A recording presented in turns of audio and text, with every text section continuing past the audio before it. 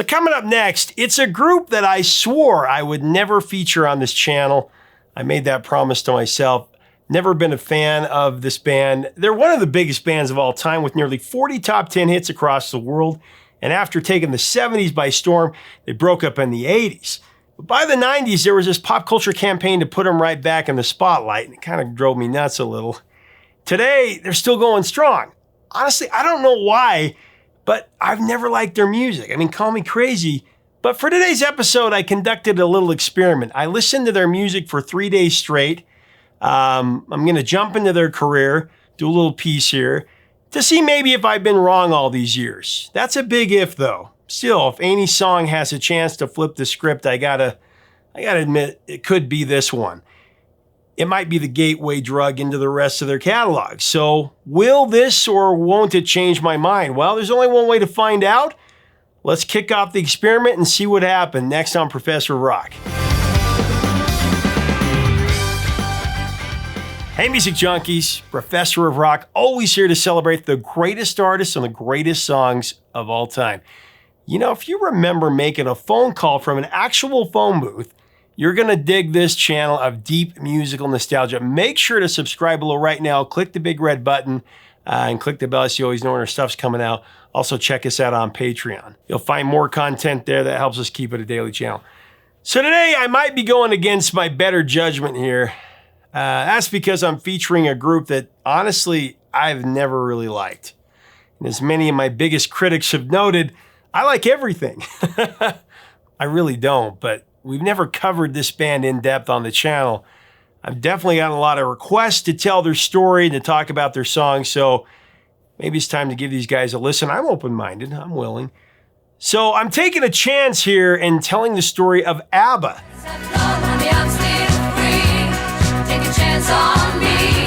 Yeah, Take a Chance on Me. Really catchy song for sure.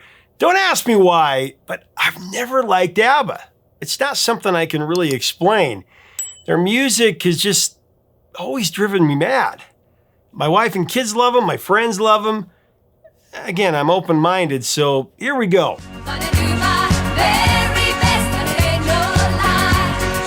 In the 70s, Abba emerged as a legitimate pop phenomenon. I mean, like him or not, there's no denying the facts. This boy-girl foursome from Sweden garnered massive global acclaim throughout their career. And afterwards, really. Known for their infectious melodies and their catchy hooks, Abba crafted a catalog of mostly cheerful pop hits with an eye for the dance floor. Their music easily transitioned to match the disco craze of the era, and then they kept pushing ahead into the 80s. Now, the beginning of the Abba story dates back to Sweden nearly 6 decades ago, actually June 1966. Musicians Björn Ulvaeus and Benny Andersson met for the first time. Björn was a member of the Hootenanny Singers, a popular folk group there, and Benny played keyboards for Sweden's premier 60s pop ensemble, the Hepstars. The two wrote their first song together just a few weeks later. By the end of the 60s, the two were partners and composers, having shifted their priorities away from their respective bands, coming together. 1969 was a pivotal year for the two musicians as their paths crossed with Agneta Falskog and Anni-Frid Lingstad, aka Frida. Agneta was on track as a successful solo artist after releasing her first single in 1967. She and Björn married in July 1971. Anni-Frid started her recording career shortly before Agneta. Frida, who was of Norwegian origin, had moved to Sweden at a very early age. Benny and Frida likewise became a couple, and they married years after. This foursome ultimately became Abba, A-B-B-A. At first, the couples collaborated primarily by contributing to one another's projects. However, by 1972, the musicians had united under the name Björn and Benny, Agneta and Anni-Frid. In 1973, though, they entered the Eurovision Song Contest, an annual program televised in 32 countries. I'm sure you've heard of it. And, of course, viewed by hundreds of millions of people. And their song, Ring Ring, finished third.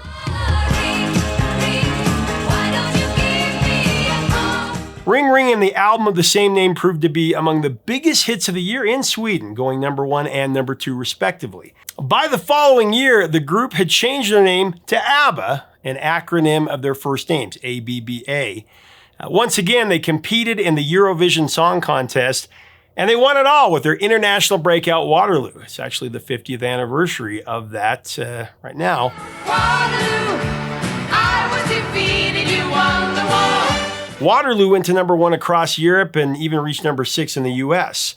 Waterloo, the album, was also a huge hit in Sweden. And from there, ABBA would ride an avalanche of international hits. In June 1975, SOS was released from their self-titled third album.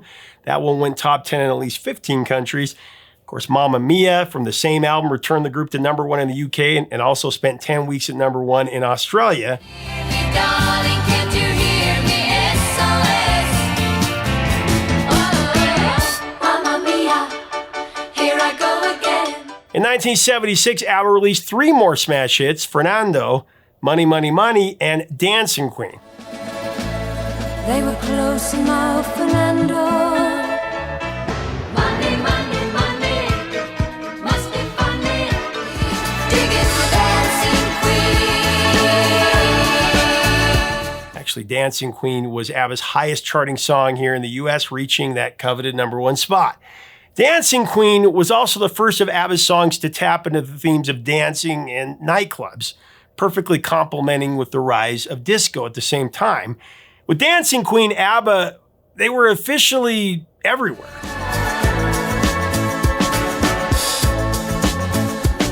Continuing their surge through the 70s, Knowing Me, Knowing You, that scored ABBA another UK #1 in 1977 and went to #14 here in America.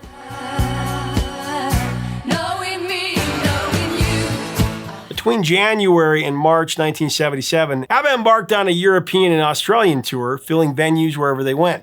The tour was an overwhelming success. The four-piece also started work on a feature film titled ABBA the Movie. The premiere of the film in December 1977 coincided with the release of their 5th record, ABBA the Album. Abba, the incredible rise to stardom. Although reviews of the film were mixed, ABBA the Album was predictably an instant global success, selling an unprecedented 760,000 copies in Sweden alone. In fact, its release date in the UK was pushed back to January 1978 because pressing plans couldn't meet the pre-order. Quite a demand there. ABBA the Album peaked at #1 across the world, including the UK, where it debuted at the top and stayed there for 7 weeks. In the US, it was ABBA's highest ranking album in the 70s and 80s, reaching #14. And they're only one to go platinum stateside, actually. Singles included The Name of the Game, Take a Chance on Me, and Eagle, backed by fan favorite Thank You for the Music. What's the name of the game? I'm a bird in the sky. Thank you for the music, the songs I'm singing.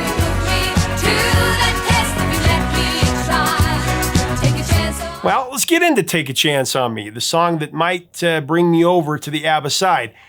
This song is a 4-minute, admittedly irresistible pop frenzy and a gateway drug into ABBA if there ever was one.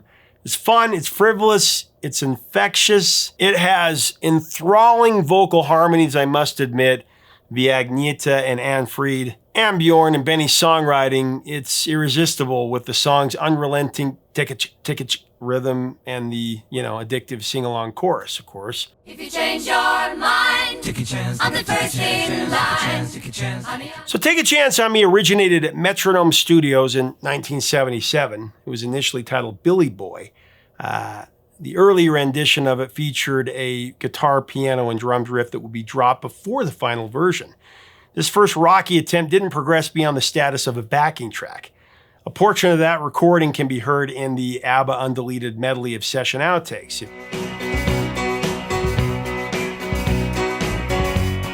The group decided that the Billy Boy backing track just didn't have the right feel, so they returned to it a couple of weeks later for another attempt. Now, this time around, Benny and Bjorn created a much tighter, much more pop-centric version of the song. Around this time, Bjorn would also stumble upon the right set of lyrics, almost literally. In the book Mamma Mia, How Can I Resist You?, he explained, and I quote, "Ideas for the lyrics pop up in different ways. Often it's a little scenario that comes into my mind, but sometimes I start with a title. Take a Chance on Me is a case in point." Believe it or not, the song's title came from Bjorn's jogging routine. An avid jogger, Bjorn used to regularly run through the Stockholm suburbs. where he and Agneta lived at the time. As he ran, he began singing to himself a sort of tick-a-ch style rhythm, right? And as he sang, the syllable style started to sound like the words "take a chance." I'm still free. Take a chance on me. If you need me. Said Bjorn, with "take a chance on me," I started out with a combination of consonant sounds going round in my head. Take a ch, which I felt were really rhythmic and it really sounded great. Then I had to find words that contained those sounds, and eventually I landed on "take a chance" and simply just added "on me." Once I had settled upon a hook line, I started thinking, what does this mean? Is there a story in there somewhere? And then I built the rest of the lyrics around that line. And that's how it went. From there emerged a song about a girl basically saying to a guy, come and check me out, right? Let me know, gonna be around. If you got no place. If you're all alone when the pretty birds have flown, honey, I'm still free, take a chance on me. Classic lyrics, right? Honey, I'm still free. Take a chance on me. The completed lyrics build on the upbeat mood of the backing track to make it the catchiest track on the album and arguably the catchiest track in all of ABBA's catalog. This is the one song by ABBA that has definitely grown on me throughout the years. I can stand it. Probably due to Erasure's ABBA-esque cover. I love Erasure.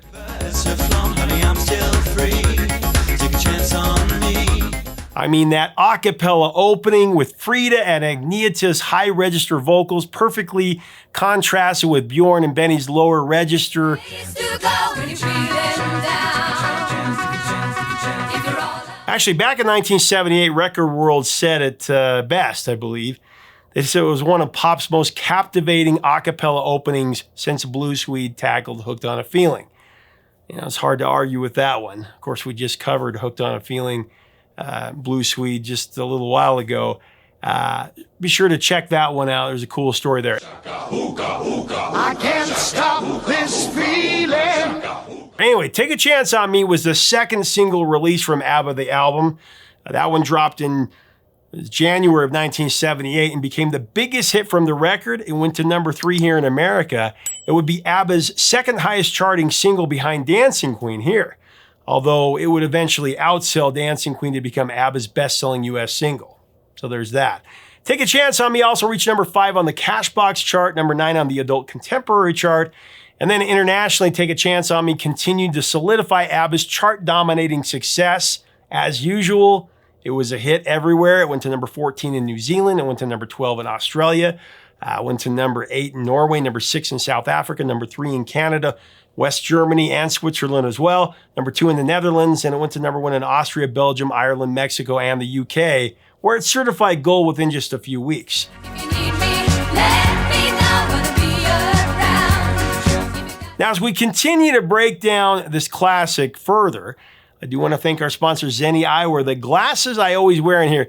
Zenni is actually celebrating their 21st birthday, and they're having a big sale for that.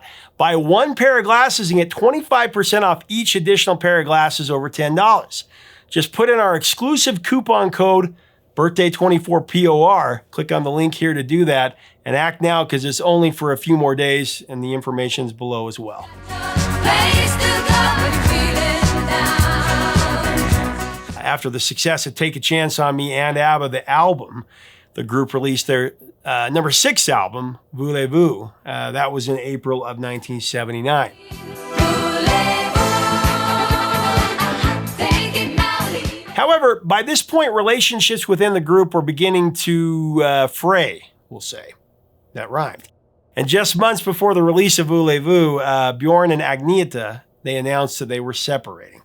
Their divorce was finalized the following year. Benny and Frida, who had been living together since 1971 and then were married in 1978, would also file for divorce, officially parting ways in 1981. Still, this did not spell the end of ABBA, at least not yet, though the fractured relationships did change how the group was perceived. The group kept pressing forward into the 80s, releasing 2 more successful albums, Super Trooper in 1980 and The Visitors in 81. Both, of course, continued ABBA's chart-topping streak in the UK and Sweden, and here in the States. Both LPs went top 30 with the single The Winner Takes It All. That reached number 8 here on the Billboard Hot 100.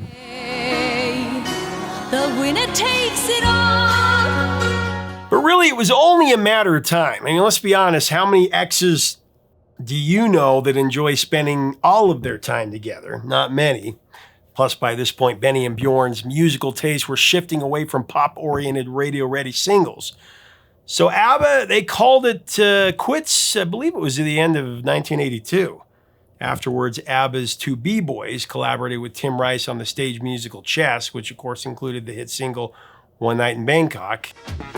One night in Bangkok in the world's your oyster. Agnetha and Frida both turned back to their solo careers, but success was fleeting. Frida reached number 13 in the Hot 182 with I Know There's Something Going On, Phil Collins producing. And in 1983, Agnetha's single Can't Shake Loose hit number 29, but any commercial success paled in comparison to ABBA as a group. I know there's something going on. Can't shake loose, shake loose. Jump ahead to the 90s, the beginnings of a major ABBA revival was in the works there. I'm not talking about the A's and the B's getting back together, but rather a pop culture ABBA reawakening, right? Contributing to this comeback were ABBA covers, high-profile movies featuring ABBA, and the biggest selling ABBA album of all time, 1992's compilation ABBA Gold, which would sell over 32 million copies worldwide. Take a chance on me. Also, as I mentioned earlier, in 92, Erasure released their EP called ABBA-esque. It was comprised of 4 ABBA covers, led with the techno makeover Take a Chance on Me stealing the show.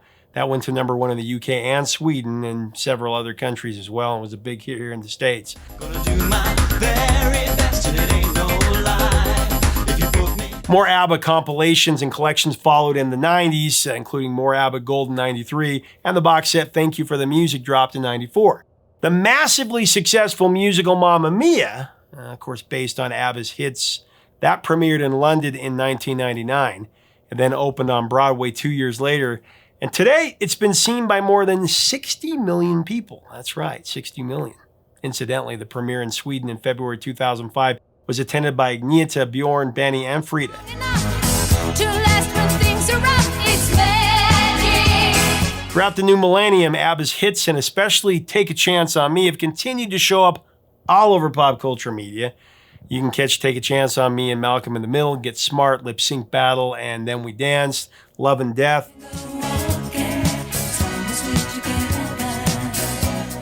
And even season 4 of The Office as Andy tries to a cappella his way into Angela's heart. If you got no place to go, if you're feeling down. In April 2018, all 4 original members of ABBA announced that they had recorded 2 new songs titled I Still Have Faith in You and Don't Shut Me Down. Both songs would ultimately appear on ABBA's 9th studio album, Voyage. That was released on November 5th, 2021. It was their first record in almost 4 decades. I still have faith in you. Reloading, yeah. I'm fired up, don't shut me down. Following the announcement of the brand new album, the band commented in a quote, "It's been a while since we made music together. Almost 40 years, actually. We took a break in the spring of '82, and now we've decided it's time to end it." However, in May 2022, Anderson stated in an interview with Variety that nothing's going to happen after this, presumably making this the group's final collaboration. So after a few days of listening to ABBA's music nonstop, a band that I can't stand, I'm going to give you the results of my experiment. So here it is. Like 'em or leave 'em, I have to admit that ABBA has left behind a monumental legacy, for sure, one of the biggest ever. Even bigger after they broke up. And it's an undisputed fact that they've written and recorded some of the catchiest songs of their era. They have major talent, they are iconic, but for whatever reason, it just doesn't resonate fully with me. I have to admit that after listening to them for several days, a few of their songs have grown on me, and I definitely understand why they are beloved. I do. Dance on me. Hey, it took me 10 listens before Pet Sounds became one of my favorite albums ever. I mean, the first few listens, I was kind of indifferent to it. And then it connected. I'm willing to continue to take a chance on the music of ABBA. Honey, I'm still free. Take a chance on me. But what do you think? Is there a song or are there songs I should listen to change my mind? Let me know in the comments. Make your voice heard. You know what? I'm open-minded. I see the talent. I hear the talent. Just not my cup of tea, but maybe I'm listening to the wrong songs. Let me know below. Thanks so much for watching. Leave us a comment. What are your favorite ABBA songs? What do you think about Take a Chance on Me? What are your memories of it? If you like our content, we do invite you to subscribe below. We'd love to have you as part of our community. Until next time, 3 chords and the truth, my friends.